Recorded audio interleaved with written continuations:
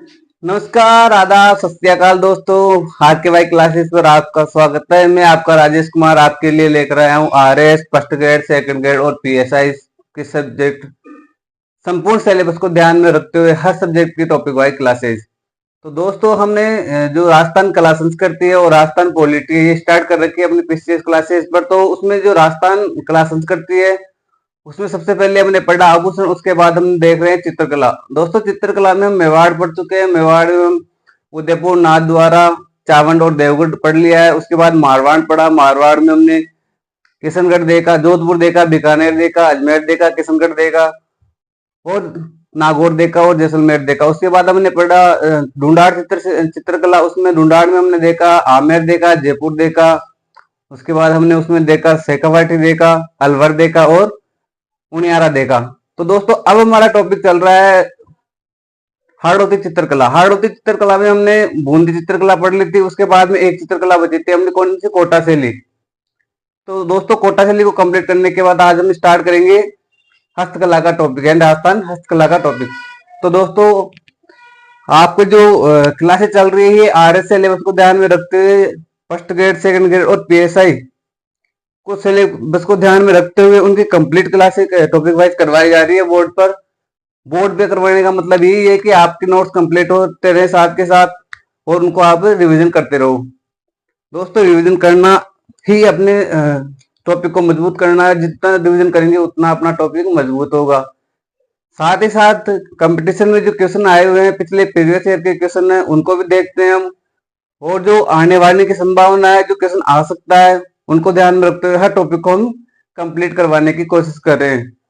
दोस्तों हमारा जो टॉपिक है कौन सा, कोटा शैली, यानी हाड़ौती शैली में हमने बूंदी पढ़ ली थी, अब कोटा शैली। अब कोटा शैली को हम विस्तार रूप से पढ़ेंगे। उसके बाद हम स्टार्ट करेंगे राजस्थान की हस्तकला। तो जो हमारा टॉपिक बचा हुआ था कुछ टेक्निकल प्रॉब्लम की वजह से पिछली क्लास में ये टॉपिक कंप्लीट नहीं हो पाया था, तो जो कोटा शैली बचा है उसको हम कंप्लीट कर लेते हैं। उसके बाद हम स्टार्ट करेंगे राजस्थान की हस्तकला। तो कौन सी, ढूंढाड़ चित्रशैली में, हाड़ौती चित्रशैली में हमारी कोटा चित्रशैली बची है।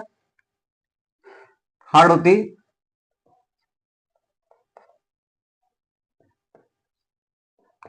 हाड़ौती चित्रकला,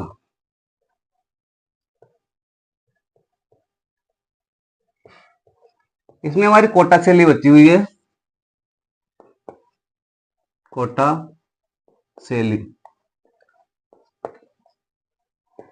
दोस्तों हाड़ौती चित्रकला के अंतर्गत जो चित्रकला आती है वो आती है बूंदी चित्रकला और कोटा चित्रकला। तो बूंदी चित्रकला में हमने देख ली तो कौन कौन से शासक हुए थे। उसके बाद हम देखेंगे कोटा चित्रकला में कौन कौन से शासक हुए हैं, कौन कौन से प्रमुख चित्रकार हुए हैं, उनके बारे में पढ़ने की कोशिश करेंगे। तो हमारा जो पहला इसमें जो शासक हुआ है वो हुआ है महाराव राम सिंह।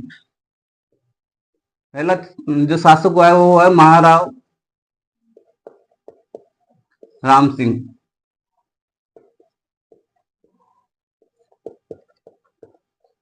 महाराव राम सिंह। दोस्तों कोटा चित्रशैली का प्रारंभ महाराव राम सिंह के काल में शुरू हुआ था। इनके काल में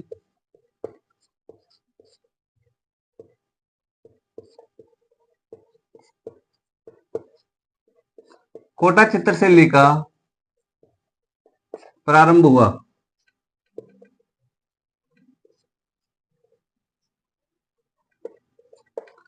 यानी महाराज राम सिंह के काल में कोटा चित्रशैली का प्रारंभ हुआ। अब इनके बाद में जो कौन से शासन आए, तो इनके बाद में आए महाराव डालूराम, महाराव गुमान सिंह।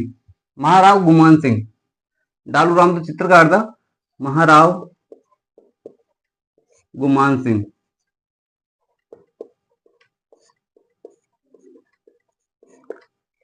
इनके शासनकाल में कोटा चित्रशैली में एक चित्रकार हुए, प्रमुख चित्रकार डालूराम।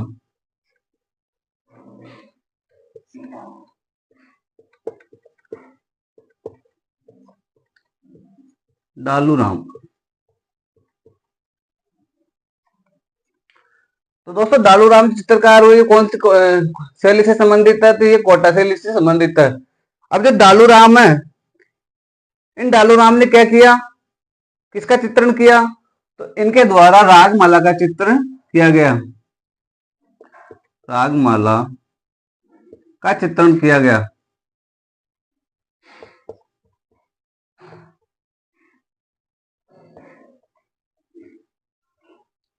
इनके द्वारा रागमाला का चित्रण किया गया। अब इनके बाद में कौन से शासक आते हैं? इनके बाद में आते हैं महाराव उमेश सिंह। महाराव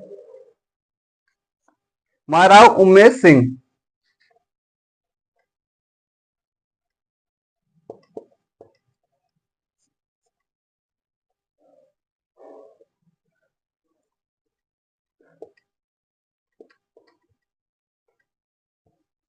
महाराव उमेश सिंह। गुमान सिंह के बाद में कौन से शासक हुए? महाराव उमेश सिंह। अब इनके जो महाराव उमेश सिंह के महाराव उमेश सिंह थे, इनके शासन काल को कोटा शैली का स्वर्ण काल कहा जाता है। यानी जो कोटा शैली का जो स्वर्ण काल है वो किनके शासन काल को कहा जाता है? महाराव उमेश सिंह के काल को। इनके शासन काल को, इनके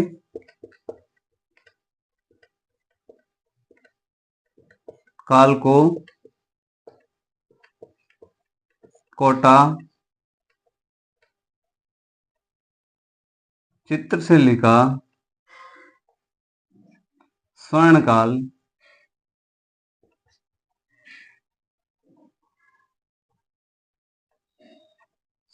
कहा जाता है। दोस्तों कई बार क्वेश्चन पूछ लिया जाता है कि कोटा शैली का जो स्वर्ण काल है किनका काल है, या फिर उमेश सिंह के काल को किस शैली का स्वर्ण काल कहा जाता है? तो कोटा चित्र शैली का स्वर्ण काल कहा जाता है। दोस्तों कुछ कुछ क्वेश्चन होते हैं जो एग्जाम में आने की संभावना रहती है, जैसे ढालूराम के बारे में पूछ लिया, स्वर्ण काल के बारे में पूछ लिया, और ये भी पूछ लेते हैं कि कोटा शैली से संबंधित कौन कौन से शासक कोटा शैली से संबंधित हैं। अब इनके बाद में देखते हैं कौन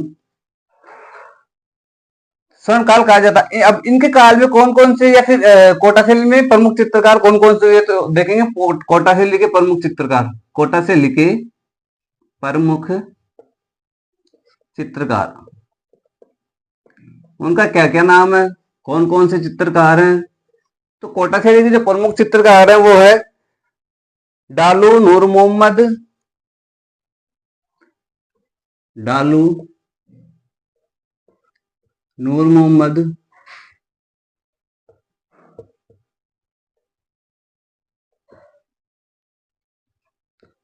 लच्छीराम,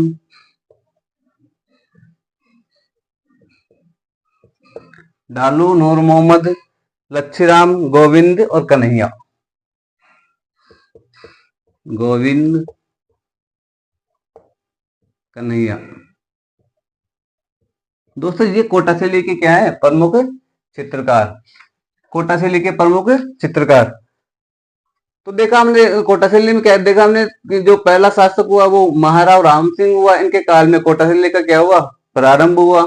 इसके बाद में महाराव गुमान सिंह हुआ, जो कि इनके गुमान सिंह के काल में प्रमुख चित्रकार कौन थे? डालूराम, जिन्होंने कौन सा चित्रण किया? रागमाला का चित्रण किया। उनके बाद में महाराव उमेश सिंह हुए। इनके शासनकाल को कोटा शैली का स्वर्ण काल कहा जाता है। महाराव उमेश सिंह के काल को कोटा शैली का स्वर्ण काल कहा जाता है। एक मिनट।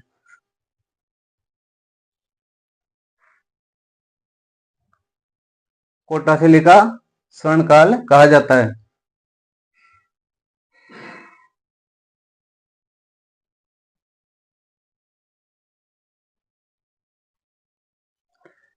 कोटा शैली का स्वर्ण काल कहा जाता है। अब देखते हैं कोटा शैली की क्या क्या विशेषताएं हैं। या फिर हमने इसके बाद देखा कि कोटा शैली के प्रमुख चित्रकार कौन कौन से हैं, तो डालू, नूर मोहम्मद, लच्छीराम, गोविंद, कन्हैया, ये क्या है? कोटा शैली के प्रमुख चित्रकार। अब इनके बाद में देखते हैं कि कोटा शैली की क्या क्या विशेषता है। जिस प्रकार हमने मेवाड़ में देखा, मारवाड़ में देखा, ढूंढाड़ में देखा कि उनके क्या क्या विशेषताएं थी, उसी प्रकार हमें हाड़ौती में देखेंगे कोटा शैली के बारे में कि कोटा शैली की क्या क्या विशेषताएं हैं। तो कोटा शैली की प्रमुख विशेषता, दोस्तों बोर्ड पर करवाने का मतलब यही है कि आपके भी नोट्स कंप्लीट होते रहे, रिवीजन होता है, आप साथ के साथ नोट्स बनाते रहें। उससे में आपका फायदा है, आपको रिवीजन करने के लिए आपका जो मैटर है वो तैयार हो जाएगा। दोस्तों साथ के साथ कोटा शैली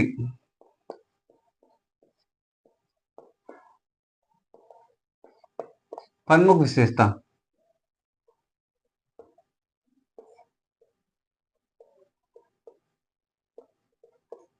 अब इसकी क्या क्या प्रमुख विशेषता है, कोटा शैली की प्रमुख विशेषता क्या क्या है? तो इसमें जो कोटा शैली है, इसमें सर्वाधिक चित्रण किसका किया गया है? तो सर्वाधिक चित्रण शिकार पर किया गया।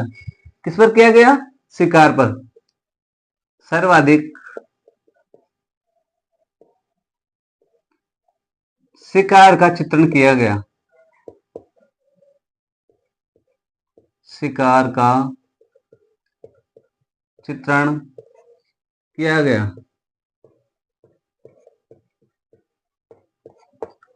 हमने बूंदी में देखा था किसका? वर्षा में नाचता हुआ मोर का। इसमें क्या है? सर्वाधिक शिकार का चित्रण किया गया। इसके बाद में दूसरी क्या विशेषता है इसकी?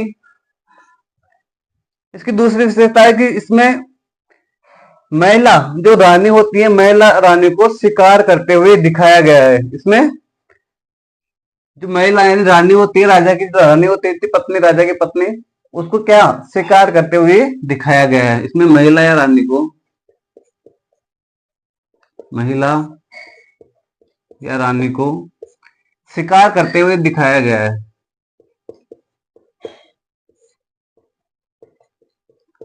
करते हुए दिखाया गया।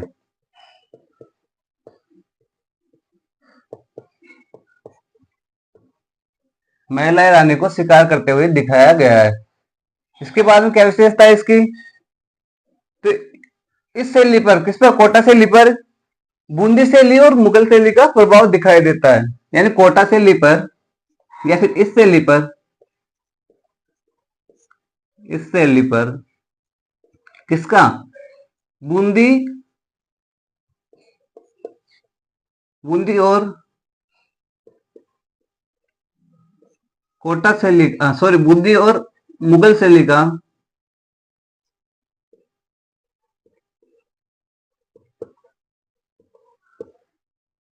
प्रभाव दिखाई देता है।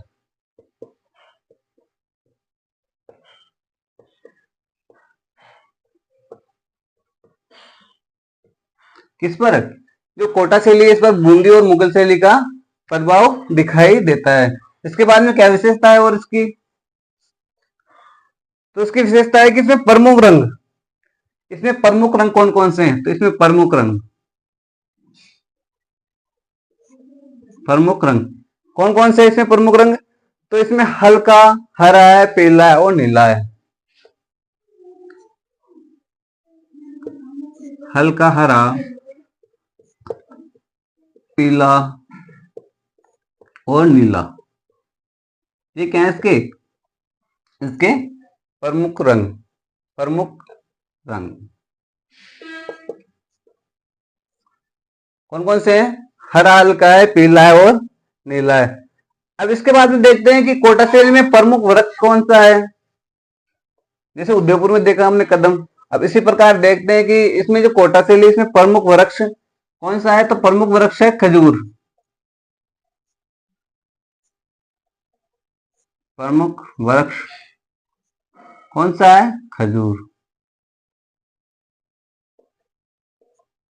किसका है प्रमुख वृक्ष? खजूर का। प्रमुख वृक्ष किसका है? खजूर का। अब इसके बाद में देखते हैं कि इसमें क्या विशेषता है। तो इसमें जो नायिका का चित्रण किया गया है वो किसमें किया गया, किसमें किया गया है उसका? तो आरूढ़ यौना में। किसमें? आरूढ़ यौना में। नायिका का चित्रण आरूढ़ यौना में किया गया है। नायिका का चित्रण आरूढ़ यौना के रूप में किया गया है।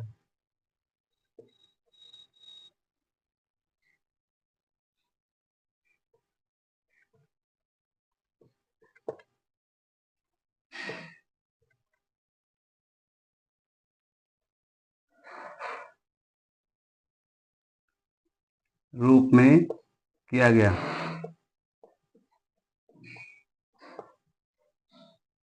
नायिका का चित्रण हुआ है वो किस रूप में हुआ है? आरूढ़ यौना के रूप में हुआ है। और इसकी क्या विशेषता है? तो इसकी विशेषता है कि कोटा चित्र शैली में जो झालाओं के हवेली है उस पर भित्ति चित्रण किया गया। कोटा शैली में जहाँ लागू किया है हवेलियों पर।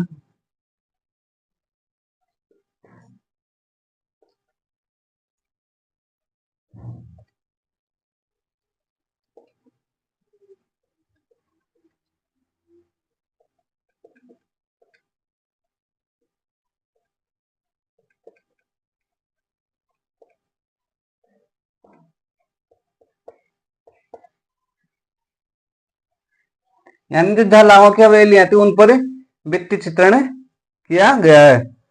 इसके बाद में देखते हैं इसकी क्या विशेषता है।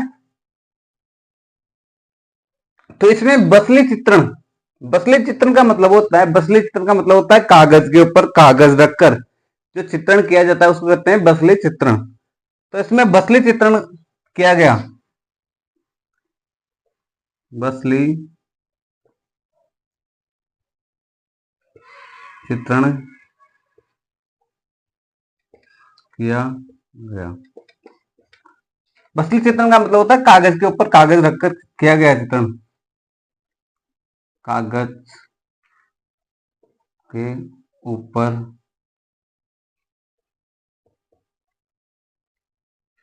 कागज रखकर किया गया चित्रण। तो दोस्तों ये कोटा से ली थी अपनी, ये थी कोटा से ली। तो जो हमारे चित्रकला का टॉपिक है वो आज कंप्लीट होता है दोस्तों। हमने देखा था मारवाड़ देखा, मेवाड़ देखा, उसके बाद हमने ढूंढाड़ देखा, उसके बाद हमने देखा हाड़ौती। मारवाड़ में हमने देखा उदयपुर देखा, नाथद्वारा देखा, चावड़ देखा और देवगढ़ देखा। उसमें हम जो प्रमुख शासक हुए उनको देखा, तो कौन कौन से चित्र चित्रित किए गए उनके बारे में पढ़ा। उसके बाद में हमने मारवाड़ देखा, मारवाड़ में हमने क्या क्या देखा, जोधपुर देखा, बीकानेर देखा, किशनगढ़ देखा, अजमेर देखा, नागौर देखा और जैसलमेर देखा। उसके बाद में हमने पढ़ा ढूंढाड़, ढूंढाड़ में हमने कौन कौन सी चित्रशैली देखी। तो ढूंढाड़ में हमने जयपुर देखी, आमेर देखी, अलवर देखी और शेखावाटी देखी। उसके बाद हमने उसमें 11 सदी कंप्लीट की। उसके बाद हमने देखा हाड़ौती चित्रकला, हाड़ौती चित्रकला में हमने देखा बूंदी चित्रशैली और उसके बाद में हमने देखा कोटा चित्रशैली। तो कोटा चित्रशैली के अंतर्गत मैंने बताया आप कौन कौन से शासक हुए, कौन कौन से चित्रकार हुए, चित्रकार डालू हुए, लच्छीराम हुए, कन्हैया हुए, गोविंद हुए और नूर मोहम्मद हुए। उसके बाद हमने देखा कोटा चित्रशैली की क्या क्या विशेषता है। तो इसमें सर्वाधिक शिकार का चित्रण किया गया है और जो रानी जो महिला होती है, राजा की रानी होती है, उनको शिकार करते हुए दिखाया गया है। उसके बाद जो कोटा शैली पर वो किसका प्रभाव सर्वाधिक पड़ा, तो बूंदी शैली और मुगल शैली का। उसके बाद इसमें जो प्रमुख रंग है वो कौन कौन से, तो प्रमुख रंग में है हरा, हल्का पीला और नीला। उसके बाद देखा हमने इसका प्रमुख वृक्ष कौन सा है, तो प्रमुख वृक्ष है इसका खजूर। उसके बाद में हमने देखा कि इसमें जो नायिका को जो चित्रण किया गया है वो किस रूप में किया गया है, तो वो किया गया है आरूढ़ यौना के रूप में। उसके बाद हमने इसी विशेषता देखी कि ढलाव के वे लिया उस पर सर्वाधिक भित्ति चित्रण किया गया है। और जो लास्ट विशेषता देखी हमने वो देखी कि इसमें बसली चित्रण किया गया है। बसली चित्रण का मतलब होता है कि कागज के ऊपर कागज रखकर जो चित्रण किया जाता है उसको क्या कहते हैं, बसली चित्र। तो दोस्तों आज हमारी चित्रकला का टॉपिक कंप्लीट होता है और हम देखेंगे जो हमारा नेक्स्ट टॉपिक है वो देखेंगे हम राजस्थान की हस्तकला। तो दोस्तों आज के लिए इतना ही। जो हमारी नेक्स्ट क्लास होगी कल, तो उसमें हम राजस्थान की चित्रकला जो हस्तकला है उसको स्टार्ट करेंगे और देखेंगे कि कौन से जिले में कौन सी चित्रकला प्रसिद्ध है और हस्तकला प्रसिद्ध है और हस्तकला किस प्रकार की जाती है। कई बार हस्तकलाओं से क्वेश्चन भी पूछे गए हैं। उसमें पूछा गया है कि दाबू प्रिंट कहाँ की है, अजगर प्रिंट कहाँ की है। कई बार क्वेश्चन आए हुए हैं। दोस्तों हर टॉपिक से क्वेश्चन बनते हैं, ये नहीं कि कोई टॉपिक है उनसे क्वेश्चन नहीं बनता। तो टॉपिक को बार बार रिविजन करने से टॉपिक मजबूत होता है। कोई भी क्वेश्चन बाहर नहीं जानने के कारण उसको हम आसानी से अटेम्प्ट कर सकते हैं दोस्तों। कई बार ऐसा होता है कि क्वेश्चन आ भी जाता है लेकिन उसको अटेम्प्ट नहीं कर पाते, तो उसका एक ही कारण है दोस्तों, हमारा रिवीजन कंप्लीट तौर पर सही नहीं है।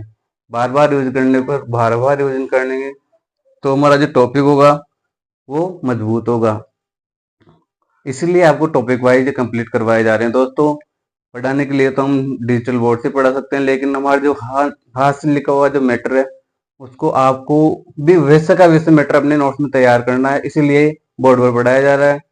उसके बाद हम जो स्टार्ट करेंगे नेक्स्ट टॉपिक हमारा हस्तकला, उसको भी बोर्ड के माध्यम से पढ़ाएंगे दोस्तों। आर के वाई जो क्लासेज है उसमें अभी जो चल रही है वो चल रही है राजस्थान कला संस्कृति और राजस्थान पॉलिटी क्लासेज। उसके साथ साथ शाम को 8 बजे लगभग 8 बजे क्लासेस स्टार्ट हो रही है। वो हो रही है जो सेकंड ग्रेड का सेकंड पेपर है एसएसटी का, उसमें जो एक सब्जेक्ट है दर्शन शास्त्र, तो उसकी एक क्लास स्टार्ट हो चुकी है और डेली की डेली उसमें 8 बजे क्लासेस स्टार्ट हो रही है। दोस्तों आपका जो आपके दोस्त हैं उनको शेयर कीजिए, हमारे चैनल को सब्सक्राइब कीजिए, ताकि जो ज़्यादा से ज़्यादा आपको दोस्त हैं उनको भी फायदा मिले और हमारी भी पकड़ मजबूत रहे, आपकी पकड़ हर टॉपिक में मजबूत रहे। आपका जो भी लक्ष्य है आप उस तक कड़ी मेहनत करके आप पहुंच सको, आपके लक्ष्य को प्राप्त कर सको। और जो भी आपने जो गोल बना रखा है आने वाले समय में, उसके अकॉर्डिंग आप मेहनत करते रहिए। हम आपके साथ हैं, हमारा सपोर्ट आपके साथ है। जो भी कोई अगर टॉपिक वाइज संबंधित कोई भी सब्जेक्ट वाइज अगर आपका कोई समस्या हो तो आप कमेंट कर सकते हैं। तब तक के लिए हमें इजाज़त दीजिए, हम चलते हैं। जो भी नेक्स्ट क्लास होगी वो कल होगी राजस्थान हस्तकला। तब तक के लिए धन्यवाद।